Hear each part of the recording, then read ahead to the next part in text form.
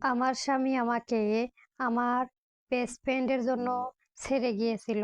কারণ সে তাকে সেই ছেলে সন্তান দিয়েছিল, যেটা সে বলেছিল আমি কখনোই দিতে পারবো না। ১ বছর পর সে আমাকে একটি হাসপাতালে অপমান করেছিল। কিন্তু সে জানতো না সেই শিশুটি সত্য একদিন তাকে সবকিছুই হারাতে বাধ্য করবে। সাদিয়া রহমানকে ডিভোর্স দেওয়া আমার জীবনের সবচেয়ে বুদ্ধিমানের সিদ্ধান্ত ছিল। মিস্টার ইয়াসিন এই কথাটা জোরে জোরে বলেছিল একটি বড় হাসপাতালে ওয়েটিং রুমে। কোলে একটি শিশু নিয়ে এমনভাবে হাসছিল যেন সে কোনো ট্রাফিক দেখাচ্ছে। তার কথায় কোনো অনুশোচনা ছিল না, না কোনো লজ্জা, বরং ছিল গর্ব। ডক্টর সাদিয়া রহমান নার্স স্টেশনের পাশে হঠাৎ থেমে গেল। তার সাদা কোট খোলা, হাতে একটি মেডিকেল ফাইল, চুল দ্রুত বাঁধা। সে ঠিক তখনই পেডিয়াট্রিক্স মিটিং শেষ করে বের হয়েছিল। তখন সেই কণ্ঠস্বর শুনে যে সে ১ বছর ধরে ভুলে থাকার চেষ্টা করেছিল। তার সামনে দাঁড়িয়েছিল তার প্রাক্তন স্বামী মিস্টার ইয়াসিন। তার পাশে ছিল তার বেস্ট ফ্রেন্ড লাবিবা। আর মিস্টার ইয়াসিনের কোলে ছিল একটি ছোট্ট ছেলে শিশু, গোলমোল। একজন বাবা তার অসুস্থ সন্তান নিয়ে চুপচাপ দাঁড়িয়ে থাকলো। সাদিয়া ভেতরে পুরো এতক্ষণ খুলে গেল। ভালোবাসা নয়, সেটা অনেক আগে শেষ হয়ে গেছে। স্মৃতি, ৭ বছরের বিবাহিত জীবন, বন্ধ্যত্বের চিকিৎসা, ইনজেকশন, টেস্ট, নীরব রাতগুলো যখন সবাই তাকে ফাঁকা কোল নিয়ে নিষ্ঠুর কথা বলতো। শাশুড়ি কথায় একজন ক্যারিয়ার নিয়ে ব্যস্ত নারী কখনোই মা হতে পারে না। মিস্টার ইয়াসিন ধীরে ধীরে দূরে সরে যাওয়া, যতক্ষণ না একদিন সে তার বেস্ট ফ্রেন্ড লাবিবাকে নিয়ে চলে যায়। লাবিবা সে সব গোপন কথা জানতো। লাবিবা যে প্রতিটি ব্যর্থ পরীক্ষায় তার হাত ধরেছিল, আর সেই লাবিবাই এখন তার চোখের দিকে তাকাতেই পারছিল না। মিস্টার ইয়াসিন শিশুটিকে বুকে ঠিক করে ধরলো। দেখো সাদিয়া, সে বলল প্রতিটি শব্দ উপভোগ করে, সুস্থ, সুন্দর, শক্তিশালী। আমার ছেলে লাবিবা মাথা নিচু করলো। সাদিয়া একবার মাত্র শিশুটির দিকে তাকালো। সে নির্দোষ, কোনো শিশু প্রাপ্তবয়স্কে ভুলে দায়ী নয়। তারপর সে আবার মিস্টার ইয়াসিনের দিকে তাকালো। আমি খুশি যে সে সুস্থ ও শান্তভাবে বলল। তার এই শান্তভাবে মিস্টার ইয়াসিনকে বিরক্ত করলো। সে কান্না আশা করেছিল, সে রাগ আশা করেছিল, সে আশা করেছিল সাদিয়া ভেঙে পড়বে। কিন্তু সাদিয়া ভাঙলো না। মিস্টার ইয়াসিনের ছোট্ট হাসি দিল। তুমি এখনো একই রকম, সে তাচ্ছিল্যের সাথে বলল। ঠান্ডা। তাই তুমি কখনোই পরিবার গড়াতে পারোনি। এই কথাগুলো যেন সবার সামনে অপমানের মতোই লাগলো। লাবিবা ফিসফিস করে বলল, ইয়াসিন থামো। কিন্তু সে থামলো না। না, ওকে শুনতে হবে। সে বলল, বছরের পর বছর সে আমার সময় নষ্ট করেছে, গুরুত্বপূর্ণ ডাক্তার কাজ, সম্মান, কিন্তু নিজের ঘরে সে আমাকে সেই একটা জিনিস দিতে পারেনি। নার্সরা চুপ হয়ে গেল। সাদিয়া বুকে আগুন উঠল, কিন্তু সে এক ফোঁটা চোখের জলও ফেল না। ঠিক তখনই তার ফোন কেঁপে উঠল। সে পকেট থেকে বের করলো। মেসেজ এসেছে তার আইনজীবী রায়হান আহমেদের থেকে। আমি নিচে আসি, আমাদের কথা বলতে হবে, একটা জরুরি। সামিদা ২ বার পড়ল। রায়হান কখনো অকারণে কথা বলেন না। মিস্টার ইয়াসিন বিদ্রুপ করে বলল, আরেকটা মিটিং? অবশ্যই, তোমার কাজের তো সবসময় আগে। সাদিয়া ফোন পকেটে রেখে দিল। আমাকে যেতে হবে, এই তো তুমি, তাই না সবসময় চলে যাও? সে লিফটের দিকে হাঁটলো। দরজা খুলতেই মিস্টার ইয়াসিন শেষবার বলল, আমি পেরেছি, যা তোমার সাথে কখনোই পেতাম না। সাদিয়া ঘুরে দাঁড়ালো। প্রথমবার সে হাসলো, খুশিতে না, একটু অদ্ভুত আত্মবিশ্বাসে। সাবধান মিস্টার ইয়াসিন, সে বলল, কখনো কখনো মানুষ যে জিনিস নিয়ে গর্ব করে সে তাদের ধ্বংসের কারণ হয়ে দাঁড়ায়। লিফটের দরজা বন্ধ হয়ে গেল। নিচে নামতে নামতে সাদিয়া তার ফাইল শক্ত করে ধরলো। সে জানতো না তার আইনজীবী কি বলতে চায়। সে জানতো না লাবিবা কেন ভয় পাচ্ছে। কিন্তু সে বুঝতে পারছিল এখনো কিছু একটা ভয়ঙ্কর সত্য লুকিয়ে আছে।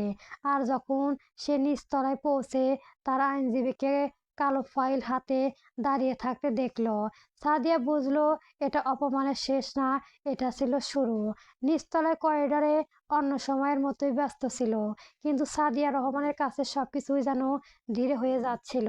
লিফট থেকে বের হয়েই সে দেখতে পেল কোনার দিকে দাঁড়িয়ে আছে তার আইনজীবী রায়হান আহমেদ। কালো ফাইলটা হাতে শক্ত করে ধরা, চোখে এমন এক গম্ভীর্য যেটা সাবধান কোনো মামলার জন্য হয় না। তার পাশে হাসপাতালের প্রশাসনিক একজন সিনিয়র কর্মকর্তা দাঁড়িয়ে আছে, মুখে অস্বস্তির ছাপ। সাদিয়া ধীরে ধীরে এগিয়ে গেল। তার মনে তখনও উপরের ঘটে যাওয়ার দৃশ্যটা ঘুরছে, মিস্টার ইয়াসিনের হাসি, লাবিবার নিচু হয়ে যাওয়ার চোখ, আর সেই শিশুটার নিষ্পাপ মুখ। কিন্তু রায়হানের মুখ দেখে সে বুঝে গেল বিষয়টা শুধু অতীত নয়, কিছু একটা এখনই ভেঙে পড়তে যাচ্ছে। রায়হান তাকে দেখেই সামনে গিয়ে এগিয়ে এলো। সাদিয়া, এটা খুব জরুরি, সে নিচু গলায় বলল। তারপর চারপাশে একবার তাকিয়ে ফাইলটা একটু শক্ত করে ধরলো, যে কেউ শুনে ফেলবে। সাদিয়া শান্ত গলায় বলল, শুনুন, বলুন কি হয়েছে। রায়হান এক সেকেন্ড চুপ থেকে ফাইলটা খুললো। ভেতরে কাগজগুলো বের করতেই তার হাত একটু কাঁপছিল। তুমি যেটা 1 বছর ধরে এড়িয়ে যাচ্ছিল, সেটাই এখন আবার সামনে এসেছে। সাদিয়ার বুকের ভেতর হালকা চাপ অনুভব হলো। স্পষ্ট করে বলুন। রায়হান গম্ভীর শ্বাস নিয়ে বলল, যে শিশুটিকে তুমি আজকে দেখলে, তার জন্ম সংক্রান্ত কাগজপত্রে কিছু গুরুত্বপূর্ণ অসঙ্গতি আছে। এই কথা যেন বাতাসে থামিয়ে দিল। সাদিয়া এক পলক স্থির হয়ে গেল। অসঙ্গতি মানে? রায়হান ফাইল থেকে একটি রিপোর্ট বের করলো, ডিএনএ রিপোর্ট। এই শব্দটা শোনার পর সাদিয়া চারপাশে সব শব্দ যেন হঠাৎ দূরে সরে গেল। হাসপাতালের শব্দ, মানুষের হাঁটা, নার্সদের ডাক, সবকিছুই ঝাপসা হয়ে গেল। রায়হান ধীরে ধীরে বলল, এই রিপোর্ট অনুযায়ী মিস্টার ইয়াসিন ও শিশুটির জৈবিক বাবা না। এক মুহূর্তের জন্য সাদিয়া কিছু বলল না। তার মুখে কোনো অভিব্যক্তি নেই, কিন্তু চোখে গভীরে ঝড় উঠেছে। তারপর খুব শান্ত গলায় সে বলল, আপনি নিশ্চিত? রায়হান মাথা নাড়ল। 2বার টেস্ট করা হয়েছে, 2বার একই ফল। এই সময় হাসপাতালে করিডোরে দিয়ে হালকা বাতাস বয়ে গেল। সাদিয়া অনুভব করলো তার ভেতরে অনেক পুরনো প্রশ্ন হঠাৎ করেই নতুন ভাবে মাথা তুলেছে। মিস্টার ইয়াসিনের কথাই মনে পড়লো। এটাই আমার ছেলে। তার চোখের সামনে আবার ভেসে উঠলো সেই শিশুর মুখ। সাদিয়া খুব ধীরে বলল, তাহলে সত্যটা কি? রায়হান ফাইল বন্ধ করে বলল, সেটা আমরা জানার চেষ্টা করছি, কিন্তু আরো একটা বিষয় আছে। সে থামলো। লাইব্রেরির টেস্ট কথা জানতো। এই নামটা শোনার সাথে সাথেই সাদিয়ার ভেতরটা আবার কেঁপে উঠলো। লাবিবা, তার বেস্ট ফ্রেন্ড, যে তার সব কষ্ট জানতো, যে তার পাশে ছিল প্রতিটি ইনজেকশনের দিন, যে তার কান্না মুছে দিত। সাদিয়া ধীরে ধীরে মাথা তুলল। সে জানতো রায়হান মাথা নেড়ে সম্মতি দিল। আর সবচেয়ে বড় কথা, সে এই টেস্টের ব্যবহার করেছিল। এই কথার পর সাদিয়ার এক সেকেন্ডও নড়ল না। তার চারপাশে সবকিছু যেন হঠাৎ থেমে গেল, কিন্তু তার ভেতরে একটা জিনিস খুব ধীরে ধীরে বদলে যেতে শুরু করলো। যে ভালোবাসা একদিন তাকে ভেঙে দিয়েছিল, আর সেই ভাঙানো ভেতরেই কিছু নতুন শক্তি জন্মিয়ে নিচ্ছিল। সে ধীরে ধীরে ফাইলটা হাতে নিল, তারপর শান্ত গলায় বলল, আমাকে পুরো ফাইলটা দিন। রায়হান একটু দ্বিধা করলো, তারপর দিল। সাদিয়া ফাইল খুলে একে একে পৃষ্ঠা উল্টাতে লাগলো। প্রতিটি শব্দ, প্রতিটি রিপোর্ট সে খুব মনোযোগ দিয়েই পড়েছে। বাইরে থেকে তাকে দেখে বোঝার উপায় নেই তার ভেতরে কি চলেছে, কিন্তু তার চোখে এখন আর সেই পুরনো ভাঙা নীরবতা নেই। একজন ডাক্তার, একজন নারী, এবং এখন একজন এমন মানুষ যে সত্য জানতে শুরু করেছে। ফাইল বন্ধ করে সে রায়হানের দিকে তাকালো। এই তথ্য কেউ আর জানে? রায়হান বলল, তুমি ছাড়া আমি, আর হাসপাতালের অযথারিত ছাড়া কেউ না। কিন্তু সে একটু থামলো। মিস্টার ইয়াসিন যদি এটা জানতে পারে, তাহলে পরিস্থিতি খুব দ্রুত বদলে যাবে। সাদিয়া ধীরে মাথা নাড়ালো। তার চোখে এবার এক অদ্ভুত শীতলতা। সে জানবে, সে বলবে, কিন্তু এখন না। রায়হান অবাক হয়ে তাকালো। তুমি কি বলতে চাও? সাদিয়া ফাইলটার আগে ব্যাগে রেখে দিল। তারপর শান্তভাবে বলল, আমি এখন কিছু করব না। সে একটু থামলো। আমি শুধু দেখতে চাই সে কত দূর যায় তার মিথ্যের সাথে। এই কথা বলার সময় তার চোখের কোণে রাগ ছিল না, ছিল না কোনো কান্না, ছিল শুধু এক অদ্ভুত নীরব প্রতিশোধের ছায়া। ঠিক তখনই হাসপাতালের উপর দিকে থেকে হঠাৎ লিফট খুলে গেল। মিস্টার ইয়াসিন আবার নিচে নামছে। তার কোলে সে শিশু, আর তার পাশে লাবিবা নেই। এই দৃশ্য দেখে সাদিয়ার চোখ একটু সারু হয়ে গেল। রায়হান নিচু গলায় বলল, ও আবার আসছে। সাদিয়া ফাইলের স্টেপ চারটা ঠিক করে নিল। তারপর ধীরে ধীরে বলল, এবার আমি যাব না। সে এক পা এগিয়ে গেল, কিন্তু লুবা না। সে অপেক্ষা করলো, কারণ এবার গল্পটা আর অপমানে ছিল না। এবার গল্পটা ছিল সত্যের। আর সত্য সবসময় দেরিতে আসে, কিন্তু একবার এলে কাউকে ছাড়ে না। লিফটের দরজা খুলতেই মিস্টার ইয়াসিন সামনে এসে দাঁড়ালো। তার মুখে এখনো সেই অহংকার। তুমি এখনো এখানেই? সে তাচ্ছিল্যের হাসি দিল। ভেবেছিলাম তুমি পালিয়ে গেছো। সাদিয়া শান্ত চোখে তাকালো। এবার তার চোখে কোনো ভাঙন নেই, শুধু এক ভয়ঙ্কর শান্তি। সে ধীরে ধীরে বলল, আমি পালাই না মিস্টার ইয়াসিন। একটু থেমে সে যোগ করলো, আমি অপেক্ষা করি। মিস্টার ইয়াসিন একটু থমকে গেল, কারণ এই সাদিয়াকে সে চেনে না। এই সাদিয়া ভাঙা না, এই সাদিয়া নীরব না, এই সাদিয়াও প্রস্তুত। লাবিবার চোখে এবার সাদিয়ার দিকেই উঠে, দূর থেকে, যেখানে দাঁড়িয়েছিল করিডোরের শেষ মাথায়। তার চোখে ভয়, আর সেই ভয়টা ছিল সত্যের ভয়। আর ঠিক সেখানেই গল্পটা আবার নতুন মোড় নিল। হাসপাতালের নিচতলায় সেই করিডোরে বাতাস যেন হঠাৎ ভারী হয়ে গেল। মিস্টার ইয়াসিন দাঁড়িয়ে আছে আগের মতোই আত্মবিশ্বাস নিয়ে, কিন্তু তার সামনে দাঁড়িয়ে থাকা সাদিয়া রহমান এখন আর সেই ভাঙা নীরব নারীটা নয়, যাকে সে 1 বছর আগে ছেড়ে গিয়েছিল। তার চোখে এখন স্থিরতা, আর সেই স্থিরতার ভেতরে লুকিয়ে আছে এমন কিছু যেটা ধীরে ধীরে ধ্বংস করে দিতে পারে পুরো একটা সম্পর্ক, একটা পরিবার, এমনকি একটা মিথ্যে জীবনও। মিস্টার ইয়াসিন একটু বিরক্ত হয়ে বলল, এভাবে তাকিয়ে আছো কেন? এখনো কি কষ্ট হচ্ছে? তার কষ্টে আবার সেই পুরনো তাচ্ছিল। সে শিশুটিকে একটু শক্ত করে ধরে বলল, এই দেখো, এটা বাস্তব। আমি নতুন জীবন শুরু করেছি, তুমি শুধু অতীত। লাবিবা দূর থেকে দাঁড়িয়েছিল, তার হাত কাঁপছিল। সে একবার সাদিয়ার দিকে তাকালো, তারপর দ্রুত চোখ নামিয়ে নিল। তার মুখে ভয় স্পষ্ট, কিন্তু সে কিছু বলছে না। এই নীরবতা যে সবচেয়ে বড় অপরাধ হয়ে দাঁড়িয়েছে। সাদিয়া ধীরে ধীরে শ্বাস নিল। তার বুকের ভেতরে কোথাও একসময় ভালোবাসা ছিল, একসময় বিশ্বাস ছিল, একসময় একটা সংসার ছিল, কিন্তু এখন সেখানে শুধু শূন্যতা নয়, একটা পরিকল্পিত প্রতারণা গন্ধ। সে শান্ত গলায় বলল, তুমি কি সত্যি বিশ্বাস করো যা তুমি বলছো সেটাই সত্য? মিস্টার ইয়াসিন একটু হেসে উঠল, অবশ্যই। আমি তো প্রমাণ নিয়েই কথা বলছি। তারপর সে লাইবার দিকে তাকালো, তাই না? লাইবা কোনো উত্তর দিল না, শুধু ঠোঁটের কামড়ে দাঁড়িয়ে বলল, এই নীরবতা ছিল প্রথম ফাটল। সাদিয়া সেটা লক্ষ্য করলো, কিন্তু সে কিছু বলল না, বরং ধীরে ধীরে কয়েক পা এগিয়ে এলো। তার হিলের শব্দ করিডোরে প্রতিদ্বন্দ্বিতা তুলছিল। তার পাশে মানুষ এখনো দাঁড়িয়ে আছে, দেখছে একজন ডাক্তার, একজন প্রাক্তন স্বামী, আর একটি অদ্ভুত অতীতের সংঘর্ষণ। সে বলল, তুমি বলছো তুমি নিশ্চিত? একটু থেমে সে আবার বলল, কিন্তু যদি আমি বলি তুমি যেটাকে প্রমাণ ভাবছো সেটাও অসম্পূর্ণ। মিস্টার ইয়াসিনের ভ্রু কুঁচকে গেল। কি বলতে চাইছো? সাদিয়া ব্যাগ থেকে ফাইলটা বের করলো না, সে শুধু তার চোখে চোখ রাখলো। আমি এখন কিছু বলবো না। এই কথাটা শুনে মিস্টার ইয়াসিন একটু বিরক্ত হলো। এটা তোমার পুরনো অভ্যাস, তাই না, নাটক তৈরি করা? সাদিয়া হালকা হাসলো। এই হাসি ছিল না আনন্দের, এটা ছিল অপেক্ষার হাসি, নাটক। সে ধীরে বলল, আমি করি না মিস্টার ইয়াসিন, আমি শুধু শেষ দৃশ্যের জন্য অপেক্ষা করি। এই সময় হঠাৎ হাসপাতালে এক নার্স এসে ফিসফিস করে রায়হানের কানে কিছু বলল। রায়হান একবার সাদিয়ার দিকে তাকালো, তারপর দ্রুত মাথা নেড়ে দিল। তার চোখে এখন চাপা উত্তেজনা। মিস্টার ইয়াসিন সেটা লক্ষ্য করলো। কি হচ্ছে এখানে? রায়হান সামনে এগিয়ে এলো। আপনাকে পরে জানানো হবে। আমাকে পরে কেন? মিস্টার ইয়াসিন রেগে গেল। আমি এখানে আমার ছেলের চিকিৎসার জন্য আছি। এই কথাটা বলতেই সাদিয়ার চোখ একটু সারু হয়ে গেল। তোমার ছেলের? সে ধীরে বলল।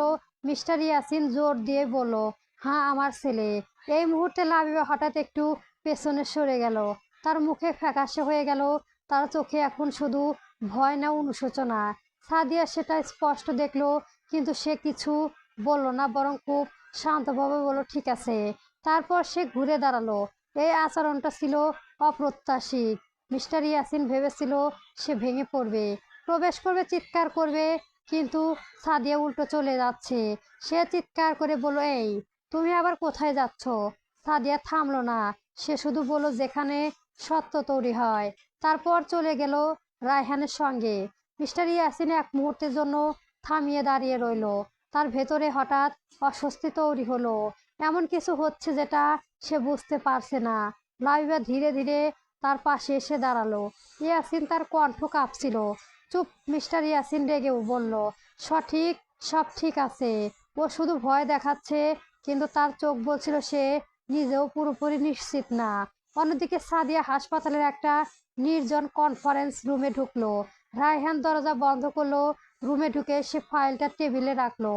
রায়হান বলল, তুমি জানো, যদি তুমি এখন এটা সামনে আনো, পুরো ব্যাপারটা মিডিয়াতে চলে যাবে। সাদিয়া ধীরে ধীরে বসে বলল, আর চোখে জানালার বাইরে মিডিয়ার আসে বলল, আমি সত্যি চাই। রায়হান, একটু চুপ কর। তুমি কি পুরোটা জানো? সাদিয়া এবার তার দিকে তাকালো না একটি শব্দ, কিন্তু এর ভেতরে ছিল অজস্র ঝড়। রায়হান ফাইল খুললো। তাহলে শোনো। রুমে হঠাৎ নীরবতা নেমে এলো। রায়হান বলল, এই শিশুটির জন্মের পিছনে শুধু প্রতারণা না, একটা পরিকল্পিত চেইন আছে, এবং লাবিবা শুধু মাঝের অংশ। সাদিয়ার চোখে স্থির হয়ে গেল। রায়হান চালিয়ে গেল, সবকিছু শুধু তোমার ডিভোর্সের আগেই। এই কথাটা যেন সাদিয়ার অতীতের দরজা আবার খুলে দিল। তার মনে পড়ল সেই রাতগুলো, সেই কান্না, সেই চিৎকার আর একাকিত্ব। সবকিছু আগে সাজানো ছিল। সে ধীরে ধীরে বলল, কে ছিল মূল পরিকল্পনা? রায়হান ফাইলে একটা পৃষ্ঠা উল্টালো। একজন মানুষ যাকে তুমি এখনো জানো না। সাদিয়া এবার একটু সামনে ঝুঁকলো। নাম? রায়হান ধীরে বলল, ডক্টর নাজমুল হাসান। এই নামটা শোনার সাথে সাথে সাদিয়ার চোখের প্রথমবারের মতো বিস্ময় দেখা দিল। কারণ এই নামটা হাসপাতালের বাইরেও পরিচিত ছিল না। এই নামটা ছিল একেবারে ভেতরে। আর ভেতরের মানুষরা কখনো ছোট খেলা খেলে না। বাইরে তখন মিস্টার ইয়াসিন আবার শিশুটিকে কোলে নিয়ে হাঁটছে, কিন্তু তার চোখে এখন আর আগের আত্মবিশ্বাস নেই। সে বারবার চারপাশে তাকাচ্ছে, কারণ কোথাও না, কোথাও তার ভেতরে একটা ভয় জন্ম নিতে শুরু করেছে। যে গল্পটা সে নিজের মতো করে লিখেছে, সে হয়তো তার নিয়ন্ত্রণ নেই। হাসপাতালে সে কনফারেন্স রুমের বাতাসটা যেন আগের চেয়েও আরো ভারী হয়ে উঠেছিল। বাইরের পৃথিবী চলেছে নিজের গতিতে, কিন্তু এই চার দেওয়ালের ভেতরে সময় থেমে গেছে সাদিয়া রহমানের জন্য। তার সামনের টেবিলে রাখা ফাইলটা এখন তার শুধু কাগজ নয়, এটা এমন এক সত্যের দরজা যেটা খুলে অনেক মানুষের জীবন ভেঙে যেতে পারে, আবার নতুন করে গড়ে উঠতেও পারে। রায়হান ধীরে ধীরে বলল, ডক্টর নাজমুল হাসান শুধু একজন ডাক্তার নয়, সাদিয়া। সে এই পুরো ঘটনার নীরব স্থাপিত। সাদিয়া এক মুহূর্তে নড়ল না। তার চোখে জানালার বাইরে তাকালো, কিন্তু সে সবকিছুই দেখছে না। তার মাথার ভেতরে শুধু একটাই নাম ঘুরছে, লাবিবা। সে ধীরে বলল, লাবিবা কোথায়? রায়হান একটু থেমে বলল, উপরে। কিন্তু সে এখনো কারোর সাথে কথা বলছে না। এই কথাটা শোনার পর সাদিয়া হঠাৎ দাঁড়িয়ে গেল। তার এই নীরবতা এখন আর দুর্বলতা না, এটা সিদ্ধান্ত। সে ফাইলটা বন্ধ করে বলল, তাহলে শুরু থেকে শুরু করতে হবে। রায়হান অবাক হয়ে তাকালো। শুরু? সাদিয়া মাথা নাড়ালো। হ্যাঁ, যে জায়গা থেকে তারা আমার জীবনকে ভাঙতে শুরু করেছিল। তার কণ্ঠে এখন কোনো আবেগ নেই, শুধু নিয়ন্ত্রণ। এই সময়ে হাসপাতালে অন্য পাশে মিস্টার ইয়াসিন এখনো শিশুটিকে নিয়ে বসে আছে, কিন্তু তার ভেতরে অস্বস্তি বাড়ছে। শিশুটির দিকে তাকিয়ে তার মনে প্রশ্ন জাগছে, সে কি সত্যি এই? লাবিবা একটু কেঁপে উঠল। না, এখনই। তার কণ্ঠে এবার জোর ছিল। মিস্টার ইয়াসিন ধীরে ধীরে তার দিকে তাকালো। তুমি এমন আচরণ কেন করছো লাবিবা? কিছুক্ষণ চুপ থেকে বলো, কারণ সত্য লুকিয়ে রাখা আর সম্ভব না। এই কথাটা যেন বাতাসের আগুন জ্বলিয়ে দিল। অন্যদিকে সাদিয়া যখন করিডোরের দিকে দিয়ে হাঁটছিল, তার পায়ের শব্দ যেন প্রতিটি দেওয়ালে প্রতিদ্বন্দ্বিতা তুলছিল। নার্সরা তাকে দেখে সরে যাচ্ছে, কেউ কিছু বলছে না। সে এখন আর শুধু একজন ডাক্তার না, সে এখন এমন একজন মানুষ যার নামের সাথে প্রশ্ন জড়িয়ে আছে। সে উপরতলায় পেছনে লাবিবাকে দেখতে পেল। দুজনের চোখে একে অপরের সাথে আটকে গেল। একসময় যাদের সম্পর্ক ছিল সবচেয়ে গভীর বিশ্বাসের, এখন সেখানে শুধু নীরবতা। সাদিয়া ধীরে এগিয়ে এলো। তুমি আমাকে কিছু বলনি কেন? লাবিবা মাথা নিচু করে বলল, আমি পারিনি। সাদিয়া হালকা হাসলো, কিন্তু সেটা ছিল না আনন্দের। পারোনি নাকি বলতে চাওনি? এই প্রশ্নের পর লাবিবা চোখের পানি চলে এলো। তুমি বুঝবে না। সাদিয়া এক পা এগিয়ে এলো। আমি সব বুঝতে চাইও না লাবিবা, আমি শুধু সত্যটা বুঝতে চাই। এই সময় মিস্টার ইয়াসিন দূর থেকে তাকে দেখতে পেল। তার মুখে বিরক্ত, কিন্তু চোখে সন্দেহ। সে শিশুটিকে একজন নার্সের হাতে দিয়ে দ্রুত এগিয়ে এলো।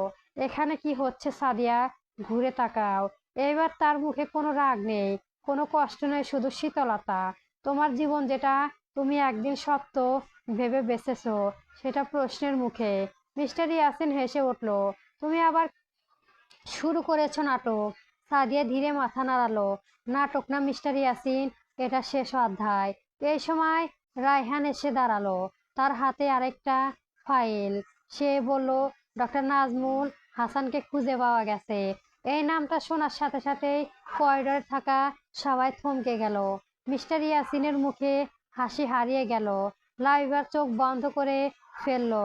সাদিয়া শুধু বলল, তাহলে এবার সত্য শুরু হবে। রায়হান ধীরে বলল, সে আজই হাসপাতালে আসছে। প্রশাসনের সঙ্গে তার জরুরি মিটিং আছে। এই খবরটা যেন সবকিছুই বদলে দিল।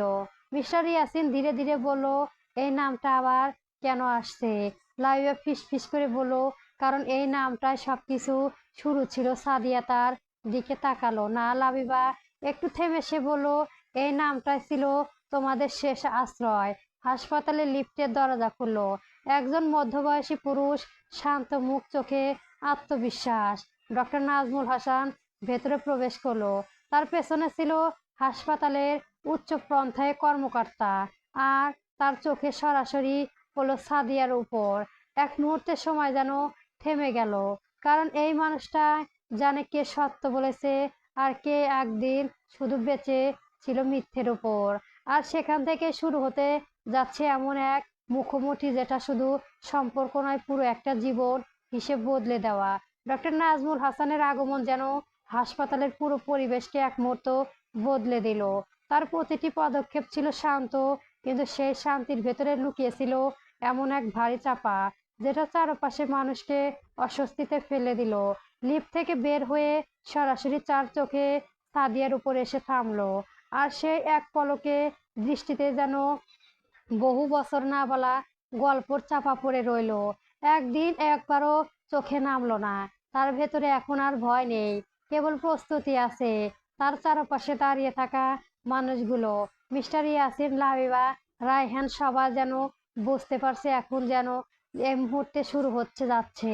সেটা আর সাধারণ কোনো আলোচনা নয়, এটা হচ্ছে এক চূড়ান্ত হিসাব নিকাশ। ডক্টর নাজমুল ধীরে এগিয়ে এসে বলল, ডক্টর সাদিয়া রহমান, আপনাকে আমি চিনতাম এক সময়, কিন্তু এখন আপনি এখানে কেন আছেন সেটা বুঝতে পারছি। তার কণ্ঠ ছিল শান্ত কিন্তু তীক্ষ্ণ। সাদিয়া ধীরে বলল, আমি এখানে কারণ আমি সত্য জানতে চাই। এই কথাটা শুনে ডক্টর নাজমুল একবার মৃদু হাসলো। সত্য? সে একটু থেমে বলল, সত্য সবসময় সুন্দর হয় না। এই সময় মিস্টার ইয়াসিন এগিয়ে এলো। এই লোককে আর এখানে কি হচ্ছে? তার কণ্ঠে বিরক্ত আর অহংকার মিশে আছে, কিন্তু তার চোখে এখন অস্বস্তিতা স্পষ্ট। ডক্টর নাজমুল ধীরে তার দিকে তাকালো।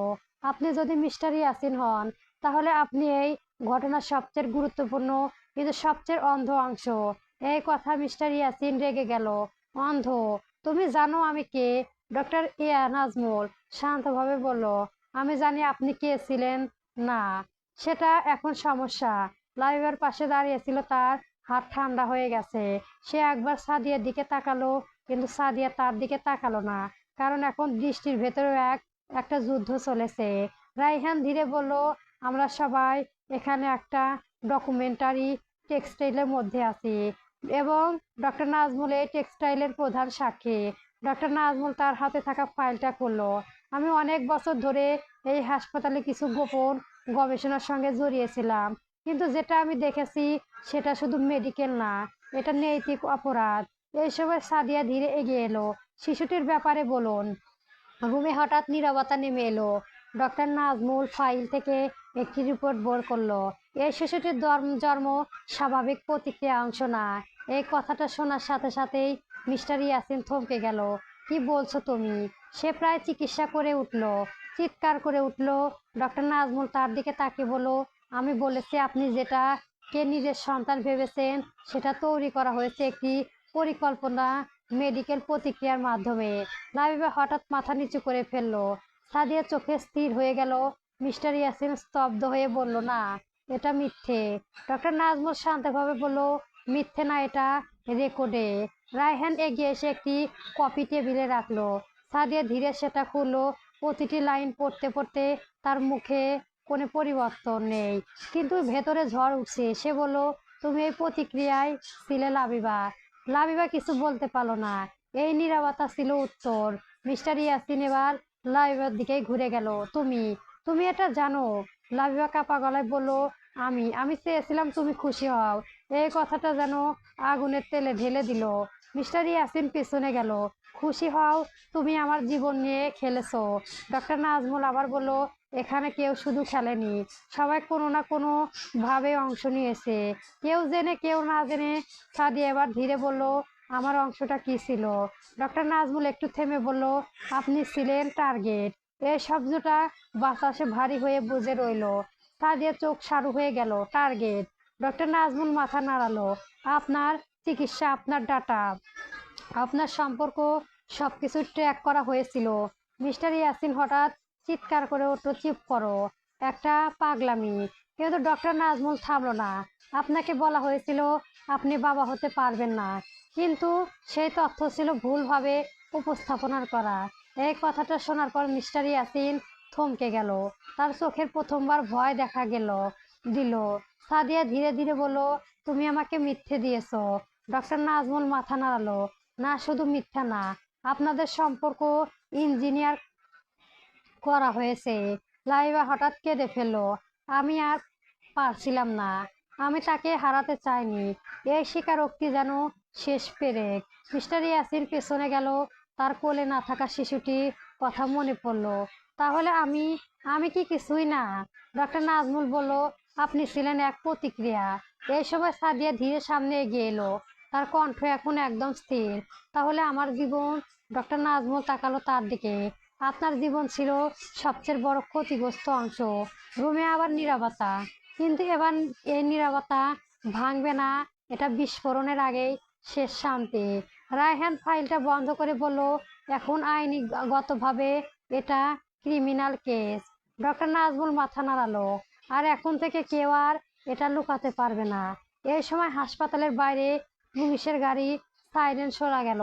মিস্টার ইয়াসিন জানালার দিকে তাকালো।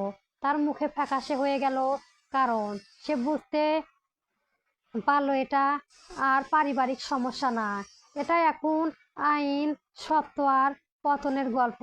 সাদিয়া ধীরে ঘুরে দাঁড়ালো। তার চোখে এখন কোনো কান্না নেই, না কোনো ভালোবাসা। শুধু এটা শেষ অংশ ছিল। যে মানুষ আমাকে ভেঙে দিয়েছিল, আজ আমি তাকে শেষবারের মতো দেখলাম। লিফটের দরজা খুললো আর এইবার সে নামছিল, নাচে উঠছিল নিজের নতুন জীবনের দিকে। আদালতের ভেতরটা অস্বাভাবিকভাবে নিস্তব্ধ ছিল। এই নিস্তব্ধতা কোনো শান্তি না, এটা ছিল এমন এক চাপা উত্তেজনা যেটা যে কোনো মুহূর্তে ভেঙে পড়তে পারে। আমি কঠোর কাঠের বেঞ্চে বসে আছি, কিন্তু আমার মনে হচ্ছে আমি আর ওই পুরনো সারিকা না। আমি এখন সেই মানুষ যে নিজের ভাঙা টুকরো গুড়িয়ে দাঁড়াতে শিখেছে। মিস্টার ইয়াসিন আমার বিপরীতে বসে আছে। তার মুখে আগের মতো আত্মবিশ্বাস নেই, আছে শুধু এক ধরনের ক্লান্তি, প্রতিরক্ষা। বিচারক আবার বললেন, দাবি, তার অভিযোগ বিস্তারিত বলুন। আমি ধীরে উঠে দাঁড়ালাম। ঘরে সব চোখ আমার দিকে। আমি একবার গম্ভীর নিঃশ্বাস ছাড়লাম। তারপর বললাম, আমি কোনো নাটক করছি না, আমি কোনো প্রতিশোধ নিচ্ছি না। আমি শুধু বলছি আমি একজন মানুষ ছিলাম, কিন্তু আমাকে একটা হিসাব খাতায় পরিণত করা হয়েছিল। ঘর নিস্তব্ধ। আমি আবার বললাম, আমি হাসপাতালে 20 দিন মৃত্যুর সাথে লড়েছি, আর এই সময়ে আমার পরিবার নয়, আমার টাকা হিসাব বেশি গুরুত্বপূর্ণ ছিল। মিস্টার ইয়াসিন একটু নড়ে উঠল, কিন্তু আমি থামিনি। আমি প্রতি মাসে টাকা পাঠিয়েছি, কিন্তু কখনো একজন মানুষ হিসেবে আমাকে জিজ্ঞেস করা হয়নি আমি বেঁচে আছি কিনা। এই বাক্যটা পর ঘরের বাতাস যেন ভারী হয়ে গেল। বিচার শুরু হলো। অ্যাডভোকেট রাশিদুল ইসলাম একের পর এক ডকুমেন্টস দেখাতে লাগলো। ব্যাংক স্টেটমেন্ট, ট্রান্সফার হিসাব, কল রেকর্ড, সবকিছুই। প্রতিটি কাগজ যেন আমার জীবন প্রমাণ না, আর আমার নিঃশ্বাসের শেষে প্রমাণ। বিচারক সব শুনলেন, তারপর মিস্টার ইয়াসিনের দিকে তাকালেন। আপনি কি বলবেন? সে উঠে দাঁড়ালো। তার গলায় প্রথম আত্মবিশ্বাস ছিল, কিন্তু সে দ্রুত ভেঙে পড়েছিল। আমি আমি পরিবারকে সাহায্য নিয়েছি। সে বলল। আমি তার দিকে তাকালাম। সে আমাকে না দেখে বলল, এটা স্বাভাবিক পারিবারিক দায়িত্ব ছিল। আমি ধীরে বললাম, দায়িত্ব কখনো একতরফা হয় না। সে চুপ হয়ে গেল। বিচারক কিছুক্ষণ নীরব থাকলেন, তারপর বললেন, আদালত প্রমাণ বিবেচনা করে দেখেছে যে এখানে আর্থিক চাপ এবং মানসিক নির্যাতনে অভিযোগ রয়েছে। ঘরের বাতাস থমকে গেল। রওশনার বেগম পেছনের দিকে বসেছিলেন, তার মুখ তো শক্ত গেছে। তানজিলা আক্তারের চোখ নিচে। হঠাৎ বিচারক বললেন, আদালত সিদ্ধান্ত দিচ্ছে। এই মুহূর্তটা আমার জীবনে সবচেয়ে দীর্ঘ সেকেন্ড ছিল। আমি নিজের শ্বাস পর্যন্ত শুনতে পাচ্ছিলাম না। মিস সারিকা রহমানের পক্ষে যায় রায় প্রদান করা হলো। ঘর নিস্তব্ধ।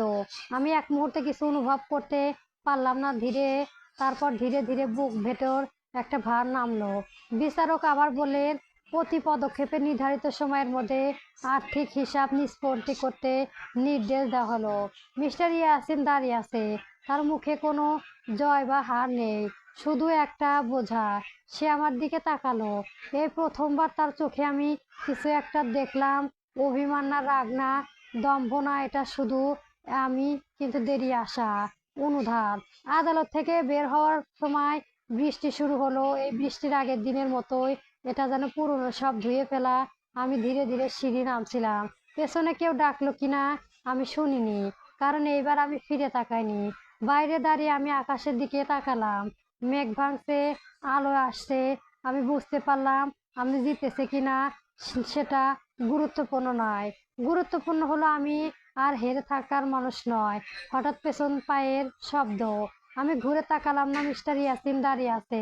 সে ধীরে বলল, তুমি কি সত্যি শেষ করে দিলে সব? আমি শান্ত গলায় বললাম, আমি শেষ করিনি, আমি শুধু নিজেকে শুরু করেছি। সে কিছু বলল না, কারণ এই বাক্যের পরে কোনো যুক্তি থাকে না। আমি হাঁটা শুরু করলাম। বৃষ্টি বাড়ছে, কিন্তু আমার ভেতরে এখন আর ঝড় নেই, শুধু শান্ত আকাশ, শুধু নিজের অস্বস্তি। শেষ কথা, কখনো কখনো জয় মনে কাউকে হারানোর না, জয় মানে নিজেকে ফিরিয়ে পাওয়া। আর আমি শেষ পর্যন্ত সেটাই পেয়েছি। গল্প বেস্ট ফ্রেন্ড থেকে সতীন, সমাপ্ত। ভালো ভালো গল্প পেতে আমার চ্যানেলটি সবার আগে সাবস্ক্রাইব করে রাখবেন। ধন্যবাদ। গল্পটি কেমন হয়েছে অবশ্যই কমেন্ট বক্সে জানাবেন।